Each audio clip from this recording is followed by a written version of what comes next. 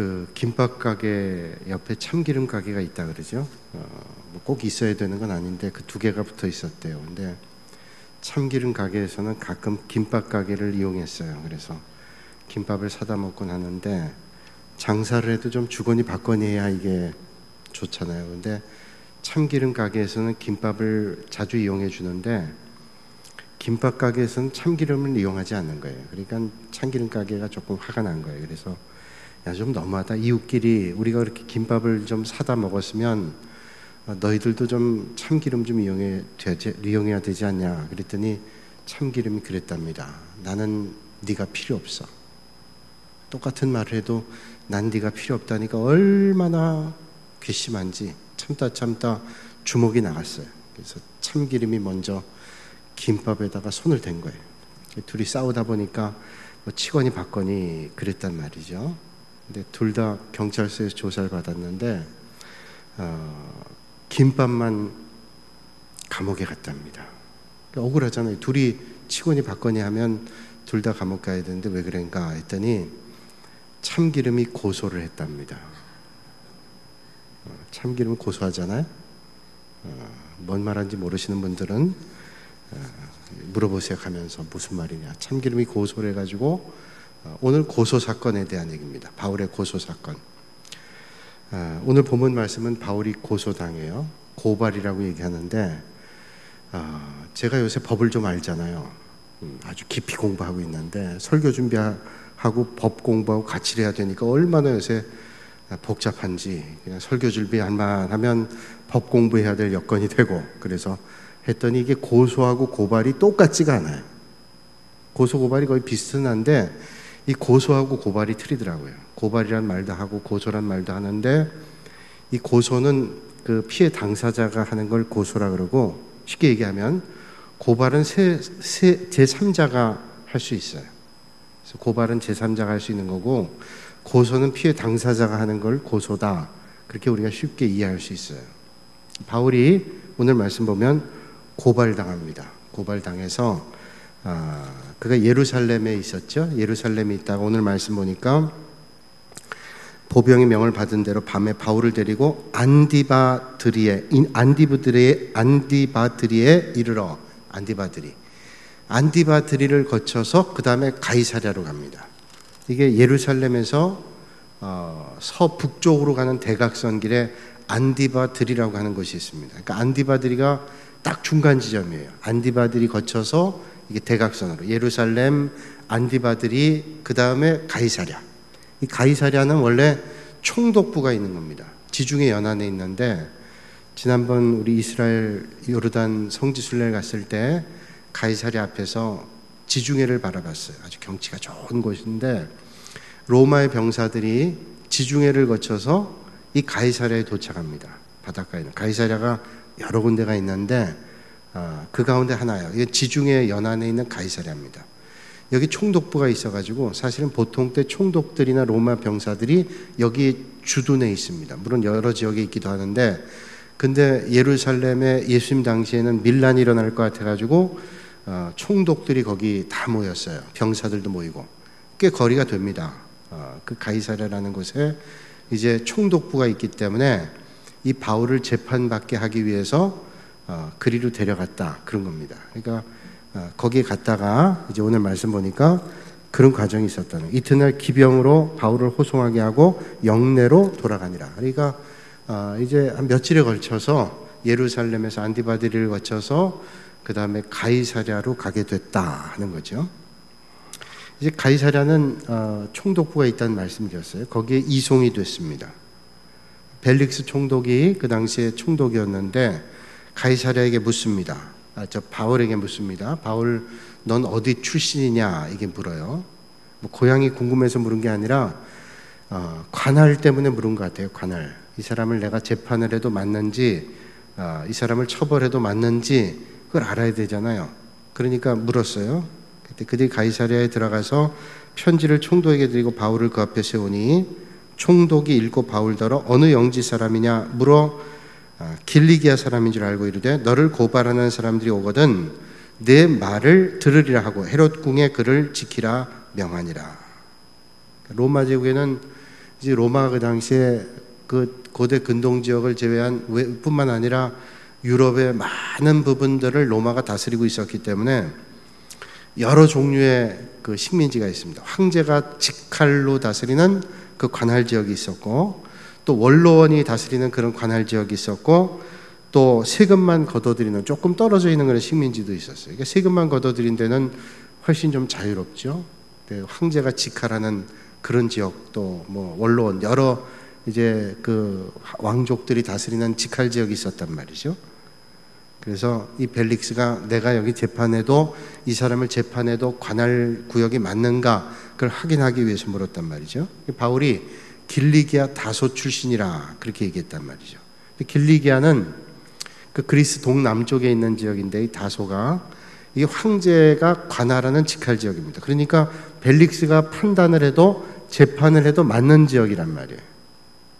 그래서 총독은 이 사건을 자기가 다루는 게 맞겠다 해서 헤롯궁에 가두게 됩니다. 상당히 대접을 받은 거예요. 바울이 로마의 시민권 가지고 있고 뭐 그렇기 때문에 특별한 대접을 받았습니다. 그리고 이 가이사랴 감옥에 있은 지 닷새가 지난 다음에 재판을 받게 됩니다. 그때 바울을 고발했던 사람들, 예루살렘의 대제사장 유대인들이 왔단 말이에요. 재판에 참여하기 위해서 고발인 자격으로 오게 되는 거죠. 그때 고발자의 대표는 대제사장 아나니아다 성경은 말씀합니다. 아나니아가 대표 고발자였어요. 그래서 바울을 고발했는데 이때 그 공의회, 아나니아는 공의회를 대표해서 몇몇의 장로들과 함께 왔습니다. 그러니까 몇몇의 장로들 그리고 아나니아 대제사장 그리고 그 사람들만 온 게 아니라 오늘 말씀 보니까 변호사를 대동했어요. 변호사. 예전 개혁 성경에는 변사 이렇게 얘기를 했는데 변사는 우리가 뭐 연극할 때 같은 때 말하는 사람하고 오해할 수 있기 때문에 변호사란 뜻이 더 맞아요. 변호사. 오늘 표현 같지만 그 당시에도 그런 변호하는 사람들이 있었던 것 같아요. 변호사를 대동해서 왔습니다. 그래서 24장 1절 말씀 보면 닷새 후에 대제사장 아나니아가 어떤 장로들과 한 변호사 더둘로와 함께 내려와서 총독 앞에 바울을 고발하니라. 자, 그러니까 고발자들은 대제사장 아나니아 그리고 몇 명의 장로들 그리고 더둘로가 변호해서 이제 고발하는 거예요. 고발. 그 변호사를 데려온 게 참 특이하잖아요. 뭐 대제사장 아나니아나 장로들이 고발할 때 고발거리가 충분했단 말이에요. 그래서 충분히 고발을 해도 됐어요. 그런데 바울을 어떻게 하면 고통을 줄까? 바울을 어떻게 하면 곤경에 빠뜨릴까 해서 전문가를 대동한 겁니다. 그래서 이 터툴로스라고 하는 이 사람은 유대인이에요, 유대인. 근데 로마에서 공부를 했던 그런 사람입니다. 터툴로스라는 라틴어 이름을 가지고 있는데 더둘로입니다. 더둘로를 대동했어요. 이 더둘로는 로마법에 능통한 사람이에요. 여러분 법을 하려면 법에 대해서 능통해야 되잖아요. 일반인들은 법을 잘 모르고 특별히 이 당시 로마법의 모든 걸 판단할 때에는 로마법에 대해서 능통한 사람이 해야 되지. 그 유대법에 능통한 사람이 하면은 이게 빈틈이 많겠단 말이죠. 그러니까 어떻게 하면 바울을 딱 올가맬까 해서 로마법에 능통한 사람을 딱 대동하는 거예요. 그래서 바울을 이제는 완전히 그 법의 테두리 안에서 벗어나지 못하도록 그렇게 심판하겠다라고 하는 거죠. 당시 바울을 그 신문하는 법정이 로마 법정이니까 로마법을 당연히 잘 알아야 된다는 겁니다. 가만 생각해 보면요, 세상에 사람들이 법정에 고발하는 이유는 뭐 여러 가지가 있겠지만 꼭 정의 때문은 아닌 것 같아요. 자, 보니까 정의 때문에 꼭 고발하냐? 그렇지 않은 것 같아요. 이기려고 하는 거예요, 이기려고. 그 재판은 이기기 위해서 별 방법을 다 씁니다. 세상 법정에 주력하는 것은 이기는 거예요, 이기는 거. 그래서 재판에 이겨야 이게 뭐가 된다고 생각하는 겁니다. 그러니까 뭐 별 방법을 다 쓰는 거예요. 이게 참 추악한 건데 그런 방법을 쓰는 겁니다. 그러니까 이 유대인들이 이 변호사 더둘로를 선임했다고 하는 것은 무슨 일이 있어도 이 재판에 이겨야 되겠다.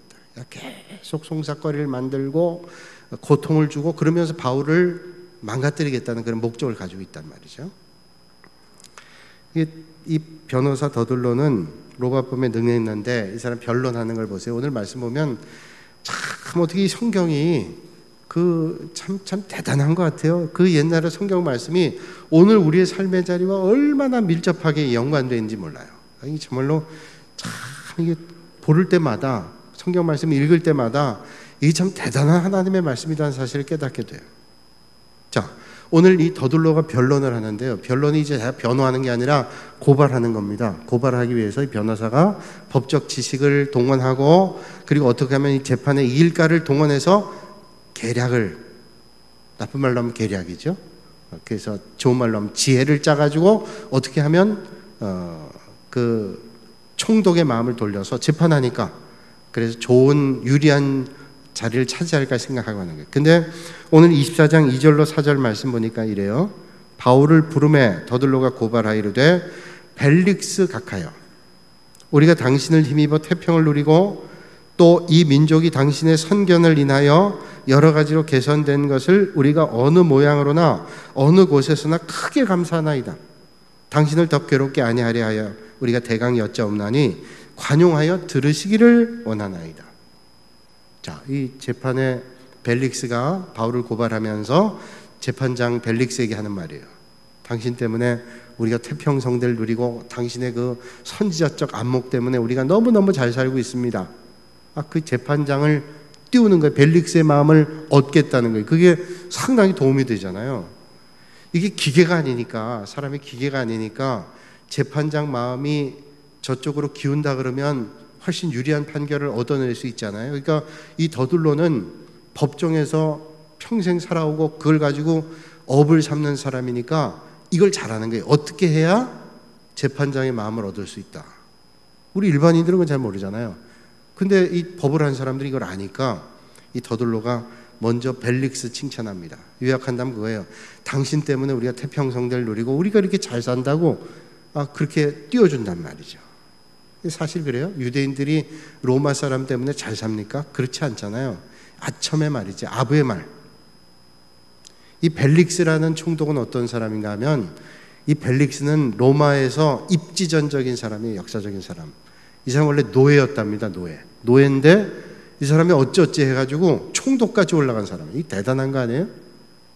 평사원이 사장이 됐다 그래도 우리는 대단히 놀랐는데 그것도 무슨 뭐 혈통이 연관돼 있기 때문에 그것도 아니고 종이었던 사람이 이 사람이 어찌어찌해서 돈이 생겨가지고 그걸로 그 노예 그걸 돈으로 풀어나고 그 다음에 아주 이 사람이 뭐 대단한 능력을 가지고 있었던 모양이에요. 그래서 이 사람이 결국 총독까지 올라간 사람인데 황제에 대해서 얼마나 이 사람이 아첨하고 아부하고 이랬던 사람인지 위에 사람에게는 아주 살살하면서 밑에 사람은 아주 잔인하게 대했던 사람이 벨릭스예요. 그러니까 식민 국가에 있는 사람들은 얼마나 고통 줘서 세금을 걷어가지고 위에 사람 황제에게는 큰 인심을 얻었어요.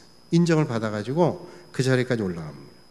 그래서 초대교회 역사가였던 요세푸스라는 사람, 타키투스 같은 사람이 말하기를 이 노예 근성으로 왕권을 휘두른 자가 바로 벨릭스다 할 정도로 아주 잔인한 그런 사람이 바로 벨릭스 총독이었다는 거예요. 이 사람 마음을 싹 얻기 위해서 이 더둘로가 그렇게 칭찬을 합니다. 그래서 또 말하기를 변론을 내가 길게 하면 그 벨릭스 총독이 피곤도 할 테니까 간단히 하겠습니다. 그러니까 그 간단하게 할 텐데 이해하시고 좀 들으세요. 그러니까 뭐 그 변론을 얼마나 듣고 싶겠어요. 그러니까 간단하게 얘기한다는 것조차도 이게 호감을 갖게 하는 거 아니에요. 참 저 사람 변론이 괜찮다 이렇게 생각이 되는 거 아니에요? 자, 이렇게 해서 이 바울이 가이사랴에서 재판을 받게 되는 게 그 기간이 한 2년 정도 돼요. 2년. 그러니까 재판이 그 당시에도 철저하게 로마 시민권 가지고 있었기 때문에 그렇게 쉽게 재판이 이루어지지 않았던 것 같습니다. 바울은 빨리 재판이 끝나서 자유의 몸이 되기를 원했지만 그게 안 돼서 벨릭스 총독에게 3번 재판받고 그 다음에 벨릭스 총독이 온 다음에 3번 재판받는데 첫째는 벨릭스에게 그 다음에는 이제 베스도에게 재판받고 그 다음 아그리빠 왕에게 재판받습니다. 거기 3번 받는데 이제 24장에는 벨릭스 총독에게 그 다음에 25장에는 베스도에게, 26장에는 아그리빠 왕에게 그렇게 재판받는 장면들, 이게 2년 동안 걸린 거예요. 어쨌든 여러분, 재판받는다는 게 쉽지 않은 게, 바울이 복음 전하면서 유대인들의 시기 때문에 결국은 재판받는 거 아니에요. 아무리 죄가 없다 할지라도 재판을 받는다는 건 절대로 유쾌한 일이 아니에요. 힘들었을 거예요. 뭐 스트레스도 대단히 받고 어려웠을 거예요. 바울이 고발당한 그 고발의 내용을 더들로는 이제 아마 법리적으로 연구를 많이 했을 거예요. 어떻게 해야 이 사람이 고발당할까? 이거 참 연구하는 거예요. 그래서 이렇게 하면 고발될 거다. 이 법을 전공한 사람이니까 더들로가 이 바울을 이렇게 하면 여기에 딱 걸려들 거다. 아마 그걸 연구를 많이 했을 거예요. 오늘 말씀 보니까 연구한 흔적이 나와요. 3가지로 고발하는데, 첫째는 바울을 소요를 일으킨 사람이다. 소요자다. 밀란을 주도한 사람이다. 이런 얘기예요. 그래서 이 사람 전염병이라고 얘기하잖아요. 그러니까 전염병을 퍼뜨리시지 밀란을 일으킬, 그리고 소요를 일으킨 사람이 바울이라는 거예요. 이 3가지 고발은요, 다 사실은 왜곡한 겁니다. 고발하기 위해서. 누가 사실은 곤란하게 만들고 누가 사실은 그 사회를 혼란스럽게 만들었어요? 유대인들이에요, 유대인들. 뒤집어 씌우는 겁니다. 바울 때문에 소요가 일어나고 밀란이 일어나고, 왜 이 밀란을 일으켰다고 얘기를 하는지 아세요? 로마는 그 당시 여러 나라를 다스리고 있기 때문에 여러 나라를 통제하는 게 너무너무 중요했어요. 그래서 이 먼 지역에 있는 곳까지 나라를, 자기들이 정복하고 있는 나라를 다스리기 위해서 도로를 만들었습니다. 군사도로. 그 군사도로가 뭐냐? 통제하기 위해서 만든 거예요. 이그나티아 오도스라고 하는 그리스어로 이그나티아 오도스라는 길이 있는데, 그게 군사도로입니다. 수백 킬로, 수천 킬로 되는 도로를 로마를 중심으로 해서 쫙쫙 군사도로를 만들어 놨어요.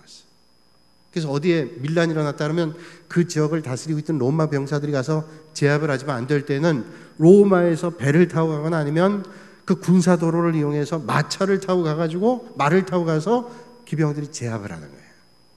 그러니까 지금도 성지에 가면 그리스나 뭐 이런 이탈리아 터키 같은 데면 그 이그나티아 오도스의 흔적들이 쫙 있는데, 그 옛날에 그 도로를 넓게 그 돌을 쫙 깔아가지고, 뭐 요새처럼 아스팔트 길은 못 되지만 도로를 쫙 깔아가지고 말들이 달리는데 어렵지 않도록, 많은 군사들이 가서 빠른 시간 안에 제압하는데 어렵지 않도록 그렇게 군사도로를 만들었다.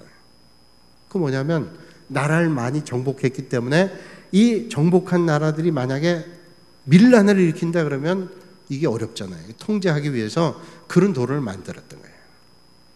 그러니까 이 벨릭스 총독에게 자기 관할에 있는 바울이 이 밀란을 일으키는 소요를 주동했다라고 하는 것은 자기에게 상당히 불리한 일입니다.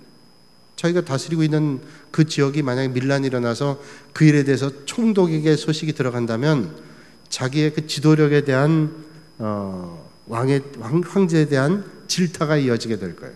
그럼 빌라도도 마찬가지예요. 빌라도도 그런 이유 때문에 사실은 유대인들의 잘못된 것들에 대해서 올바로 판단하지 못했던 거 아니에요.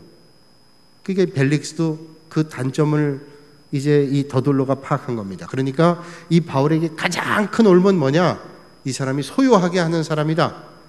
이 사람이 뭐 종교적으로 복음을 전했다. 이거는 벨릭스에게 상관이 없어요. 뭐 종교를 전하든 복음을 전하든 게 무슨 상관이 있어요. 그런데 로마가 다스리고 있는 그때 만약에 밀란을 일으키게 한다, 소요를 일으킨다, 이거는 벨릭스에게 아주 치명적인 일이에요. 그러니까 이 법을 잘 알고 벨릭스의 마음을 알고 있는, 로마 정권을 잘 알고 있는 더둘로가 아주 중요한 얘기를 하는 거예요. 이 사람은 첫 번째 소요를 일으킨 사람이에요. 소요를. 그래서 이 사람 그냥 내버려두면 당신 총독 당신도 조금 자리가 위태하게 될 거야 라는 위협이 된단 말이죠.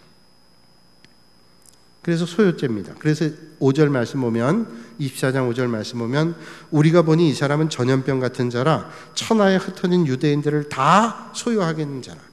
자, 전염병 같은 자고 유대인들을 다 모아서 소요하게 한다. 이 전염병에 대한 건 제가 이제 다음 주에 한번 말씀드릴 거예요. 전염병.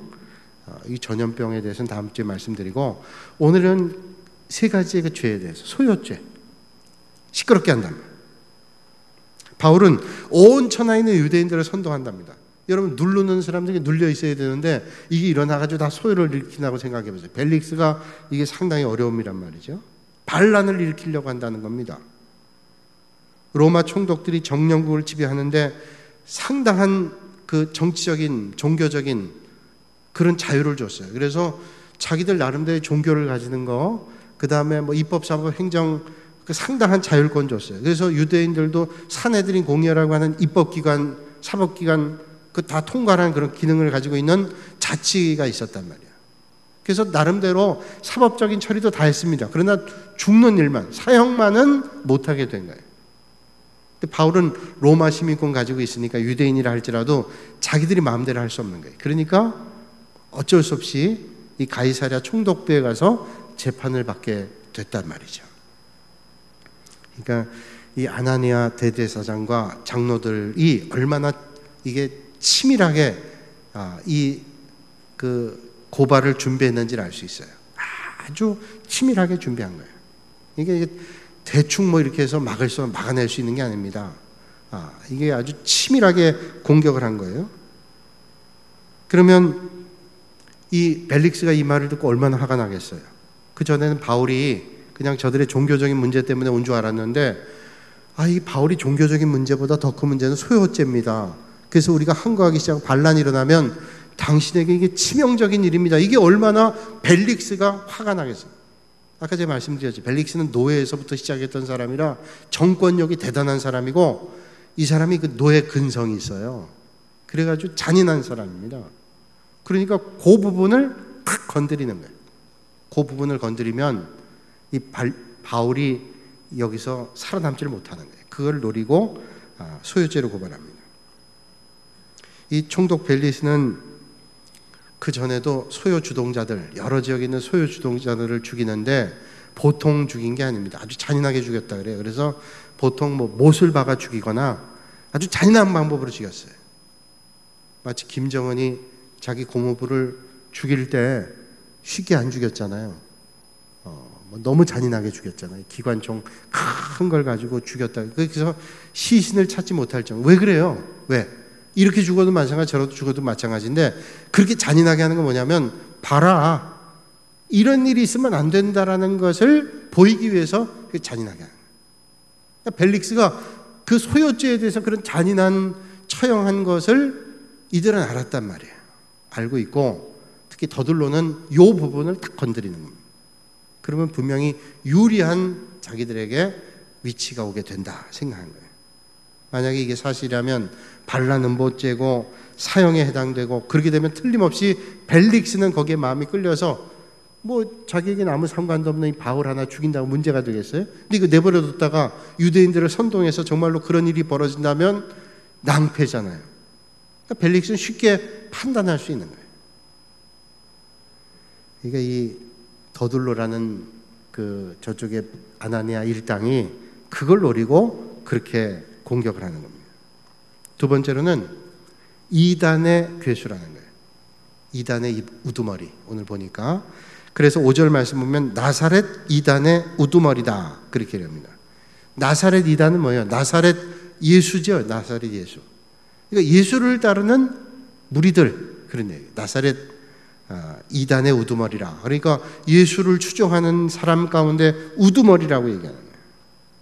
그러니까 예수를 따르는 우두머리다 그런 얘기입니다.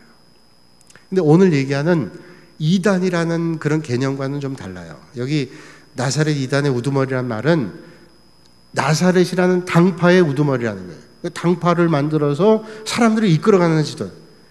이것도 처음에 소요죄를 반란죄를 일으키는 사람이라는 것과 연관이 되는 겁니다. 만약에 이 사람이 당파를 만들어가지고 거기 우두머리라 유대인들을 동원하기 시작하면 이것도 소요를 일으킬 가능성이 상당히 많은 거예요. 첫 번째 죄와 두 번째 죄가 연관돼서 벨릭스에게 다시 한번 이 부분을 각성시키는 거예요. 사실 당시 그 팔레스틴 지역에 많은 이단들이 출현을 해서 내가 메시아다 그러고 많은 이단들이 잘못된 것들을 가르치기도 했습니다. 그래서 로마 당국이 그것 때문에 골머리를 앓기도 했어요. 그런데 이게 나사렛 이단의 우두머리라 그러니까 이게 또 골칫거릴 수 있다는 거예요. 그래서 이거 내버려 둘 수 없다라고 하는 생각을 가지겠다는 거예요. 그러니까 이게 참 얼마나 치밀한, 제가 이 말씀 보면서 그렇다. 제가 이게 이 바울의 심정을 요새 이해하는데 이거 참 아주 교묘하고 아주 교활하게 준비했구나, 이걸 제가 느끼겠더라고요. 그 또 하나가 있는데 뭐냐, 성전 모독죄. 여러분, 성전 모독죄가 뭐 이렇게 대수해요?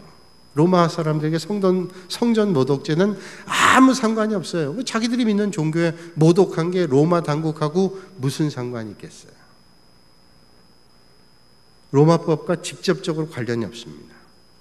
왜냐하면 로마 제국은 그 정복하고 있는 나라의 종교를 최대한으로 배려하고 관용하고 있기 때문에 이건 문제가 될 수 없을 것 같아요. 그런데 이 성전 모독죄가 자세히 보면 이게 죄가 될 수 있어요. 왜냐하면 그 당시 종교를 인정해도 사교들은 잘 인정 안 해요. 공적으로 인정한 큰 종교들은 인정하는데 여러 가지 좀 소요 사태를 일으킬 만한 종교들은 인정하지 않았단 말이에요. 그러니까 유대교 교인들이 하는 성전을 만약에 사교인 어떤 잘못된 종교가 와서 성전을 모독시키면 그것 때문에 또 밀란이 일어날 수 있는 거예요.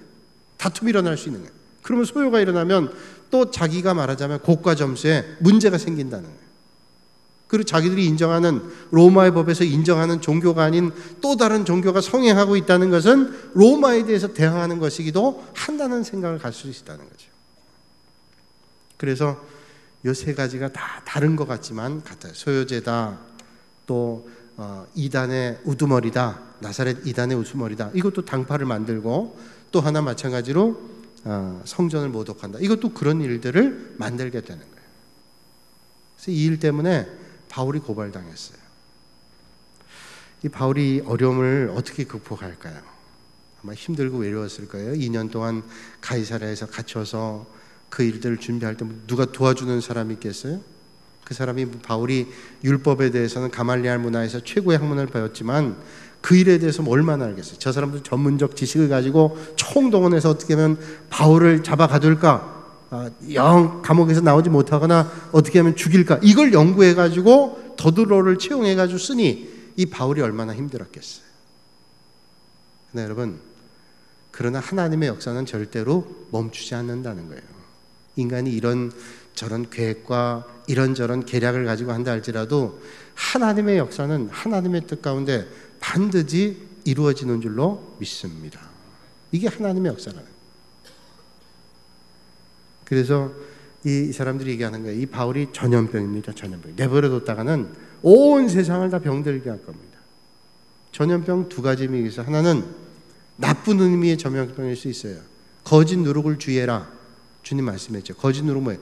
잘못된 게 누룩같이 퍼지기 시작하면 이 잘못된 누룩도 퍼지지만 이 바울은 잘못된 누룩이 아니에요. 올바른 복음의 진리를 전하니까 이 복음의 진리가 누룩과 같이 퍼진다면 이게 얼마나 좋은 의미예요. 그러니까 저들이 이것도 왜곡하는 거죠. 이 사람은 전염병입니다. 전염병이 와서 우리를 한번 망가뜨리기 시작하면 큰일 납니다. 왜곡시킨 거죠. 비진리가 진리를 고발하는 거예요. 그게 얼마나 힘들었겠어요? 그런데 여러분, 오늘도 하나님의 역사는 틀림없이 진행이 되고 하나님의 뜻이 이루어진다. 여러분 삶의 자리에 어떤 땐 힘겹고 어려운 일들이 있다 할지라도 하나님을 바라보시면 하나님의 역사에 이루어지는 것을 여러분들이 볼 수 있어요. 그래서 하나님의 역사를 늘 기대하면서 믿음 안에 서 있을 때 여러분 삶의 자리에 하나님의 역사, 그때는 비록 깨닫지 못했지만 하나님께서 이런 일들을 이루겠어. 바울이 우리를 알잖아요. 바울이 끝까지 복음 전하다 결국 복음 전하다 죽지만 그가 죽을 자리가 예루살렘 아니잖아요. 로마에 가서 복음 전하고 그가 하나님의 일들을 끝까지 감당하잖아요. 아직은 여기가 끝이 아니에요. 그러니까 힘겹지만 왜 그 힘겨운 자리가 있었어요? 그 힘겨운 일을 겪어야 그가 안전하게 로마에 가서 복음을 전할 수 있었기에 하나님은 이런 일들을 하나님의 뜻 안에 이루고 있었다는 거예요. 오늘도 삶의 자리가 힘들고 어렵다 할지라도 하나님의 역사하심을 기대하면서 믿음의 길을 담대하게 가실 수 있기를 주님의 이름으로 축원합니다. 오늘 여기까지 말씀 나누고 마치겠습니다. 기도하겠습니다. 거룩하신 아버지 하나님, 오늘 저희들을 주님 전으로 불러주시고 바울이 복음을 전하면서 어려운 고발을 당하고 힘겨운 자리에 있었지만 그 일을 통해서도 하나님의 역사가 반드시 이루어지는 것을 우리가 기대하며 보게 됩니다. 오늘도 우리 삶의 자리에서 때로는 만나는 어려움을 통해서 우리가 다시 한번 올바로 믿음의 자리에 서게 하시고 하나님의 역사를 기대하게 하여 주시옵소서.